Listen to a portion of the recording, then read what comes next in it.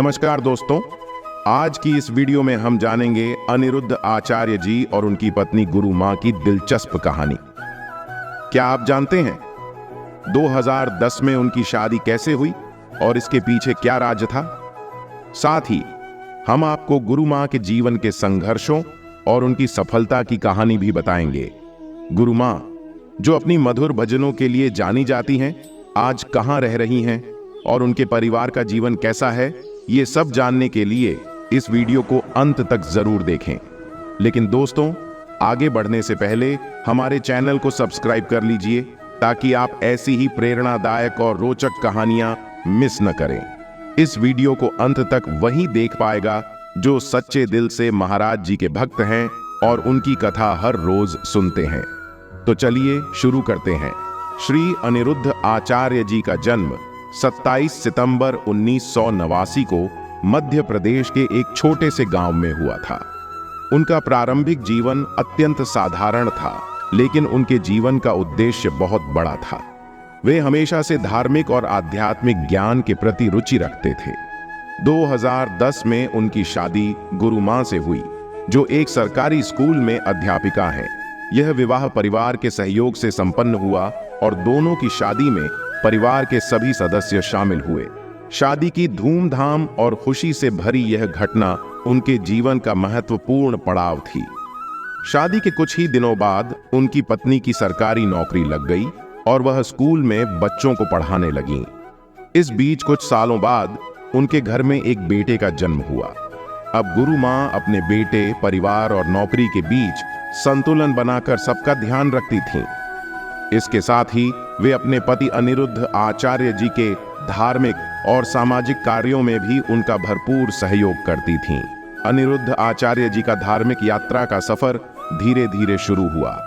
वे छोटे छोटे गांव और घरों में जाकर भागवत कथा का आयोजन करने लगे। उनकी वाणी में अद्भुत आकर्षण था, जिससे लोग खींचे चले आते थे। धीरे धीरे उनकी लोकप्रियता बढ़ने लगी और बड़े बड़े घरों से भी उन्हें कथाएं करने के लिए बुलावा आने लगा। अनिरुद्ध जी की सरल वाणी और गहन धार्मिक ज्ञान ने उन्हें एक अलग पहचान दिलाई। कुछ समय बाद आचार्य जी ने एक महत्वपूर्ण निर्णय लिया कि वे भगवान श्री कृष्ण के धाम वृंदावन जाएंगे और वहां जाकर अपनी आध्यात्मिक यात्रा को और गहरा करेंगे। उन्होंने अपने माता पिता की अनुमति लेकर वृंदावन की यात्रा की। वृंदावन पहुंचकर उन्होंने संत गिरिराज महाराज से दीक्षा ली और उनके मार्गदर्शन में वेद, उपनिषद, पुराण, रामायण और महाभारत जैसे महान ग्रंथों का गहन अध्ययन शुरू किया। इस ज्ञानार्जन की प्रक्रिया में अनिरुद्ध आचार्य जी ने न केवल आध्यात्मिक ग्रंथों का अध्ययन किया, बल्कि अपने गुरु से भी महत्वपूर्ण धार्मिक और दार्शनिक प्रश्नों के उत्तर प्राप्त किए। जब उन्हें यह विश्वास हो गया कि उन्होंने सनातन धर्म के गहन ज्ञान को आत्मसात कर लिया है, तब उन्होंने लोगों को सही मार्ग दिखाने का संकल्प लिया। वे लोगों को धर्म के रास्ते पर चलने के लिए प्रेरित करने लगे और उन्हें भगवत प्राप्ति की ओर जागरूक करने लगे। कुछ समय बाद गुरु गिरिराज शास्त्री जी की आज्ञा से आचार्य जी ने भागवत कथा का आयोजन शुरू किया और इस तरह उनकी कथा वाचन यात्रा की शुरुआत हुई। आज श्री अनिरुद्ध आचार्य जी के 2 बेटे हैं जो गुरुकुल में पढ़ाई कर रहे हैं। उनकी पत्नी और बच्चे मुख्य रूप से गांव में रहते हैं, लेकिन कभी कभी आचार्य जी अपने परिवार को वृंदावन बुला लेते हैं। उनके परिवार के सभी सदस्य भक्ति और धर्म के मार्ग पर चलने वाले हैं। खासकर जब गुरु मां वृंदावन आती हैं तो वे कथा के दौरान भजन गाती हैं और उनका भजन सुनकर सभी भक्त मंत्रमुग्ध हो जाते हैं। भले ही वे किसी प्रसिद्ध गायिका नहीं हैं, लेकिन उनके भजन में एक अद्वितीय भाव होता है जो सभी को बहुत भाता है।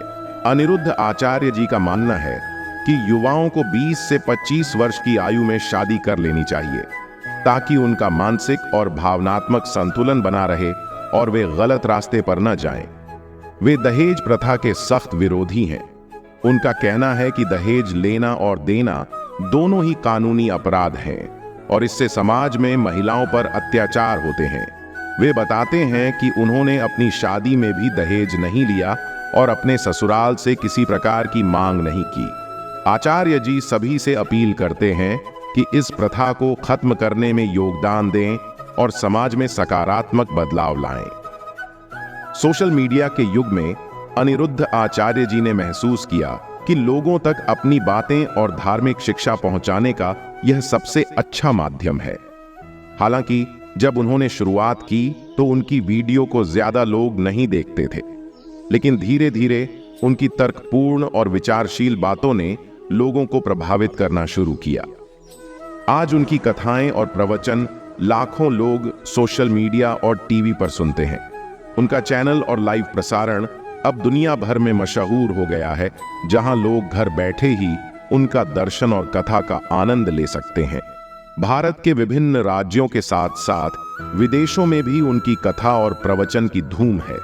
हजारों लोग उनके प्रवचनों को सुनने के लिए इकट्ठा होते हैं और उनके विचारों से प्रेरणा लेकर अपने जीवन में धर्म और आध्यात्मिकता का पालन करते हैं। अनिरुद्ध आचार्य जी के करोड़ों अनुयायी हैं जो उनके मार्गदर्शन में जीवन की सही दिशा को समझ रहे हैं। आचार्य जी न केवल धार्मिक बल्कि सामाजिक कार्यों में भी सक्रिय रूप से भाग लेते हैं। उन्होंने गौरी गोपाल आश्रम की स्थापना की, जहां 300 से अधिक वृद्ध माताओं की सेवा की जाती है। आश्रम में वृद्ध माताओं के लिए सभी आवश्यक सुविधाएं निःशुल्क उपलब्ध हैं, जिसमें रहने, खाने और चिकित्सा सेवाएं शामिल हैं। इसके अलावा आश्रम की गौरी गोपाल रसोई में 24 घंटे मुफ्त भोजन मिलता है, जहां हर दिन 300 से अधिक लोग भोजन करते हैं। अनिरुद्ध आचार्य जी का जीवन एक प्रेरणादायक कहानी है, जो यह सिखाता है कि समर्पण और सेवा का मार्ग चुनकर समाज में सकारात्मक परिवर्तन लाया जा सकता है। उनके द्वारा किए गए कार्यों ने उन्हें न केवल एक महान कथावाचक बल्कि एक सच्चे समाज सेवी के रूप में स्थापित किया है। राधे राधे।